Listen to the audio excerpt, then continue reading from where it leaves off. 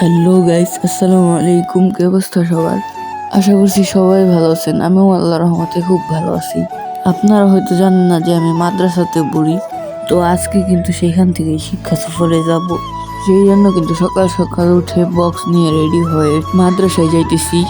আর মাদ্রাসা যেহেতু সেই জন্য কিন্তু পাঞ্জাবি পায়জামা পরে আসছি, পরে এগুলা চেঞ্জ করে ফেলবো। আর বাস কিন্তু এখন আসে নাই, তাই সবাই মিলে ক্লাসরুমে বসে রইছি। আর এটাই হলো আমাদের ক্লাসরুম। বলতে বলতে কিন্তু বাস আইসা পড়ছে, সেই জন্য কিন্তু সবার আগে গিয়ে সিটগুলোকে দখল করে নিছি। আর ছাড়তে না ছাড়তে কিন্তু কিছুটা সামনে সেখানে তার ছেড়ে ফেলছে। আর এটা কিন্তু মেন রোড না, তাই কিন্তু তারগুলো অনেক নিচে। আর এখন কিন্তু সকাল 8টা বেজে গেছে। আর আমরা কিন্তু শিক্ষা সফরে যাইতেছি বাংলার পূর্বের রাজধানী সোনারগাঁও। আর এদিকে কিন্তু আমরা বক্স বাজায় আনন্দ করতে করতে যাইতেছিলাম।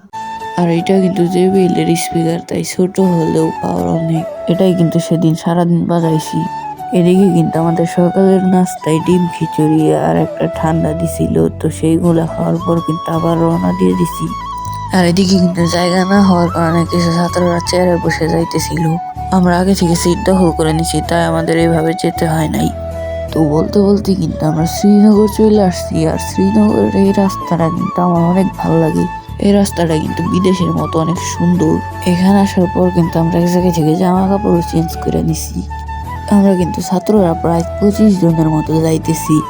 তবুও কিন্তু বাস ভরে গেছে, কারণ আমাদের এখানের কিছু শিক্ষকরা কিন্তু তাদের বউ বাচ্চা সব নিয়ে গেছে। যাই হোক, তাতে কোনো সমস্যা নাই, আমরা তো সিট পাইছি তাই হবে। তো কিছুটা সামনে আসার পর কিন্তু এক বিএনপি নেতার অনেকগুলো পোস্টার দেখলাম। সে নামটা লেখছে কি একবার দেখেন, আলহাজ নবিউল্লাহ নবীকে আস্তাগফিরুল্লাহ। 2 hours later. তো বলতে বলতে কিন্তু আমরা সোনারগাঁও চলে আসছি। আর এখানে আস্তে আস্তে কিন্তু আমাদের 12টা বেজে গেছে। না মানে আমাদের না, ঘড়িতে 12টা বেজে গেছে।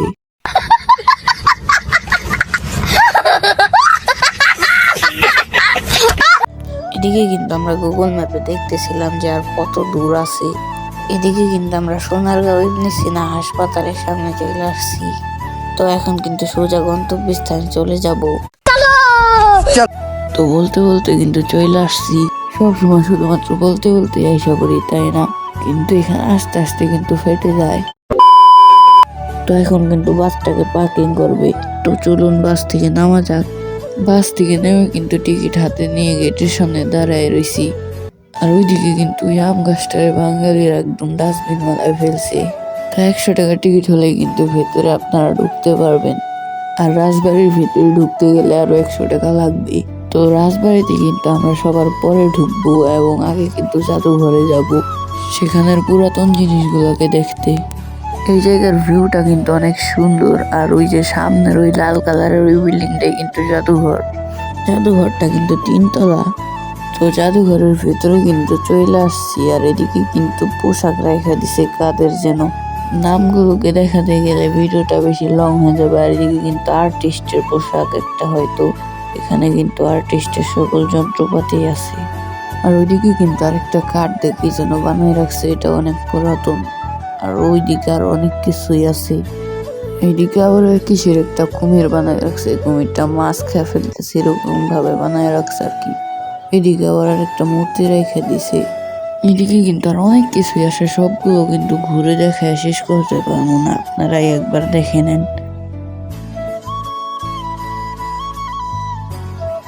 এদিকে কিন্তু আগের দিনের একটা ঘরের ডিজাইন বানায় রেখে দিছে, এরকম আগের দিনের ঘরগুলো ছিল। এদিকে কিন্তু আগে কাঠ দিয়ে কিভাবে কি খেলনা বানিয়ে বিক্রি করা হতো সেটার একটা তুলে ধরছে। মানে একজন কাঠ কাটতো, আর একজন বানাতো, আর একজন ফিনিশিং দিত, আর একজন বিক্রি করতো। এদিকে কিন্তু আর অনেক কিছু আছে। এই তলায় কিন্তু কাঠের জিনিসই বেশি। এখানে কিন্তু কাঠের অনেক পুরাতন অনেক সুন্দর সুন্দর জিনিস। আর এদিকে কিন্তু কয়েকটা প্লেট বোল এগুলো আছে, এগুলো কিন্তু সব অনেক আগের, অনেক পুরাতন দেখেই বোঝা যাইতেছে। আর এইগুলা কিন্তু আগের মানুষের জুতা, এইগুলাই কিন্তু তারা পরিধান করত। আমি ভাবতেছি যে এখন এরকম একটা জুতার দোকান দিয়ে দিব, যদি আপনারা কিনেন। এত তাড়াহুড়া করে লাভ নাই, এখনো কিন্তু দোকান দিই নাই। এদিকে কিন্তু আগের দিনের কিছু কাঠের চামচ, আর এই যে এটা কিন্তু নারকেল কুড়ানি। আর এটা কিন্তু আগের দিনের ঘরের সামনের একটা নকশা করার ডিজাইন। তো এখন কিন্তু আমরা দোতলায় চলে যাব, নিচের তলা কিন্তু দেখা শেষ। উপরতলায় আসতে না আসতেই কিন্তু নিচের তলার মধ্যে একটা তাঁত শিল্পেরই দেখতে পাইলাম। এখানেও কিন্তু সবাই মিলে একসঙ্গে হাতে হাতে কাজ করে। এদিকে কিন্তু আগের দিনের কিছু মাটির বাসন আছে, আর এখানে কিন্তু সকল প্রকার নৌকার ডিজাইন আছে, ছোট থেকে বড় কোন নৌকা কিরকমের, এগুলো এক একটা নৌকার কিন্তু আলাদা আলাদা নাম আছে। এখানে কিন্তু আবার কিছু কাঠের ফল ফলাদি, কাঠের তলোয়ারও আছে। এগুলা কিসের জন্য সেটা কিন্তু আমি নিজেও জানি না। এদিকে কিন্তু আর অনেক ধরনের জুতা ও কাঠের আবার হাত পাখাও আছে, কিন্তু এই ছোট জুতাগুলো কিসের জন্য সেটা তারা নিজেরাই জানে, এগুলো কিন্তু কের পায়েই লাগবে না। এদিকে আবার মোটা কাপড় দিয়ে কি যেন বানায় রাখছে, আর ওইদিকে কিন্তু পুরাতন দুইটা কলসি। এদিকে কিন্তু আবার আরেকটা নকশি কাঁথাও আছে, এটা হয়তো বেশি পুরাতন না, কিন্তু এটার ভিতরে কিন্তু বাংলাদেশের ম্যাপ আর্টিস্ট করা আছে। তো এইভাবে সবকিছুর বিষয়ে বলতে গেলে কিন্তু ভিডিওটা অনেকটাই লং হয়ে যাবে, তাই আপনারা একবার জাদুঘরের সব জিনিসপত্রগুলোকে দেখে নেন।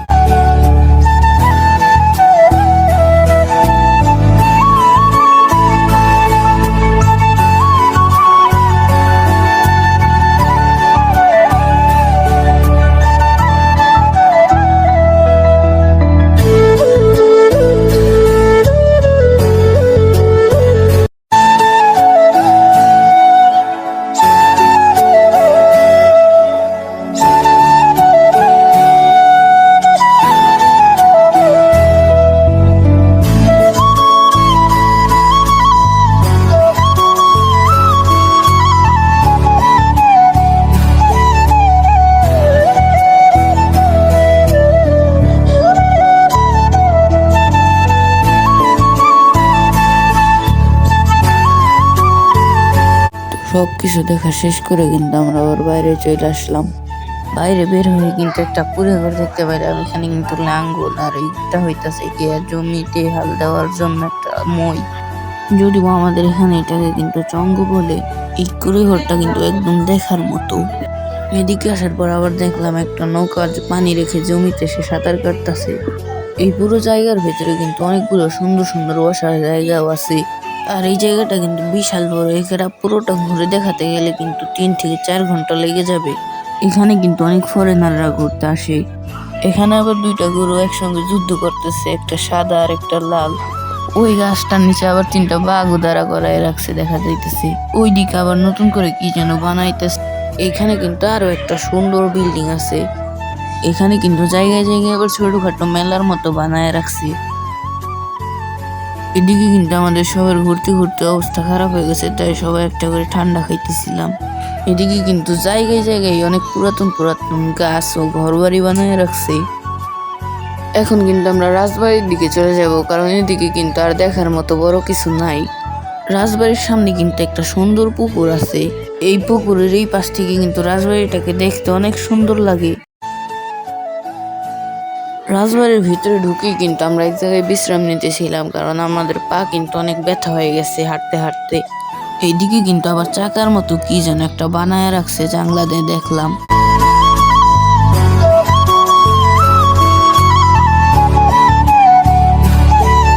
তো এখন কিন্তু আমরা রাজবাড়ির ভিতরে চলে যাব। রাজবাড়ির ভিতরে কিন্তু দেখার মতো অত পুরনো জিনিস নাই, শুধুমাত্র এই খাটটা আছে। শুধুমাত্র এই রাজবাড়িটাই কিন্তু অনেক সুন্দর আর কি দেখার মতো। রাজবাড়িটা যেরকম পুরনো সেই রকমই সুন্দর।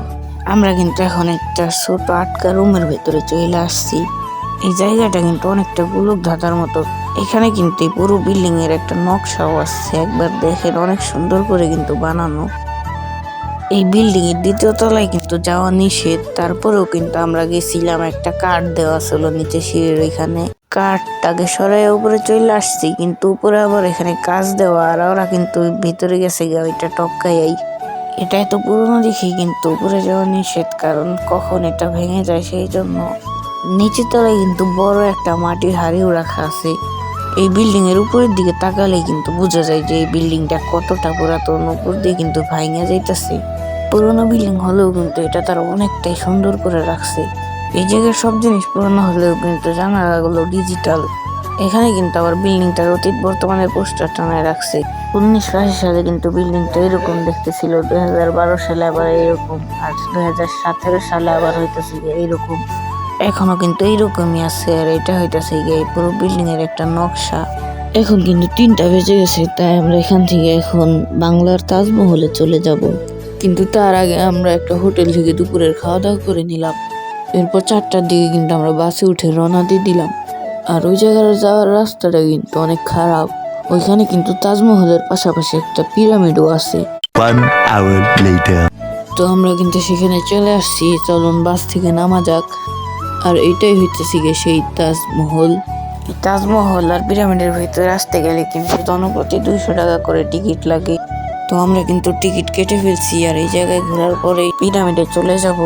তাজমহলটা কিন্তু আসলেই অনেক সুন্দর, জানি কে কোন শাহজাহান আবার এটাকে উঠাইছে। এই তাজমহলের চারিপাশটা একবার ভালো করে দেখে নেন।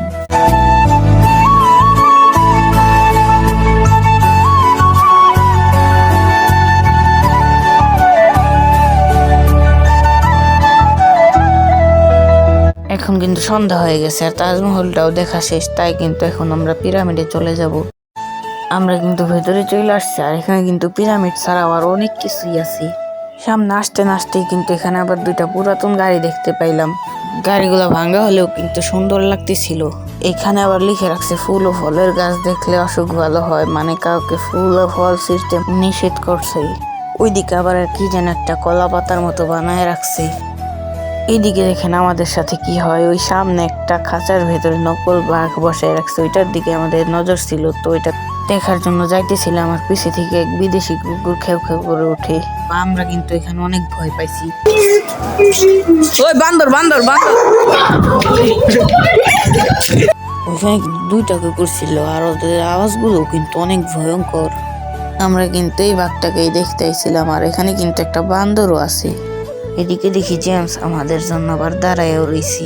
আর এই জায়গায় কিন্তু লিওনেল মেসি দাঁড়ায় রয়েছে, তার কাজটা কিন্তু ঠিক করে নাই, কারণ আমিও কিন্তু একজন মেসি ফ্যান। এদিকে কিন্তু লম্বা একটা অ্যাকুরিয়ামও আছে, অ্যাকুরিয়ামটা কিন্তু অনেকটাই সুন্দর।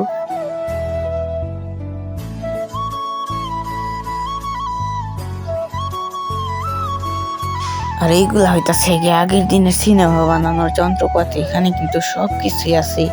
আর এইগুলা দিয়ে কিন্তু আগের দিনে সিনেমা বানানো হতো যতটুক জানি আমি। তো এখন কিন্তু আমরা ওই পিরামিডের দিকে চলে যাব, ওইটাই কিন্তু পিরামিড। তো চলুন পিরামিডের ভিতরে যাওয়া যাক। আমাদের সাথে কিন্তু আরো কিছু মানুষ গেছিল, তারা কিন্তু সামনাসামনি এটাকে দেখেই আর ভিতরে যাওয়ার সাহস করতেছিল না। এদিকে কিন্তু আর অনেকগুলোই কাফনের কাপড় পেঁচানো মমির মতো বানায় রাখছিল, কিন্তু এগুলা কিন্তু আসল না, এগুলা পাথরের উপরে এইভাবে কাফনের কাপড় পেঁচাই রাখছে। এই জায়গায় কিন্তু অনেকগুলো এরকম মমির মতো বানানো, আর এই জায়গাটা কিন্তু আটকা, তাই ছোটখাটো সাউন্ড অনেক বেশি সাউন্ড মনে হয়। তারা লুকায় সাউন্ড বক্স লাগাই রাখছে, এবং সেইগুলো থেকে কিন্তু চিল্লানোর আওয়াজ আসে কতক্ষণ পরপরই। তো আপনারাও সাউন্ডটাকে একবার একটু শুনেন।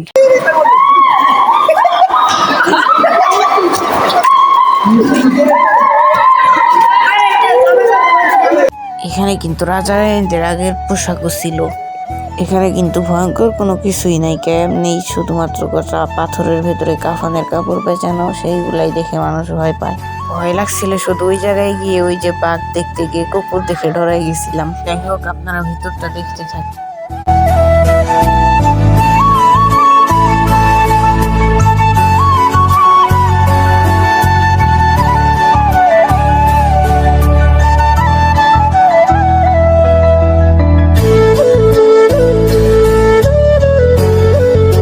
এইগুলাই কিন্তু ছিল ভিতরে, আর কিছুই না। এখানে কিন্তু আবার 1971 সালের মুক্তিযুদ্ধে 2টা কামান রেখে দিচ্ছে, আর ওইগুলা হইতেছে কামানের এমো। আবার ওই উপরে কিন্তু বড় একটা বন্দুকও বানায় রাখছে। আর এটা হইতাছে গিয়া ফাঁসির মঞ্চ, ওই লোকটাকে সবাই মিলে ফাঁসি দিতেছে, আর ওই 2 সাইডে লাল কাপড় হাতে নিয়ে একজন দাঁড়ায় রয়েছে। এখানেও কিন্তু 2টা পুরানো গাড়ি আছে। আর এই যে এটা হইতাছে গিয়া নাগিনের বাসর ঘর।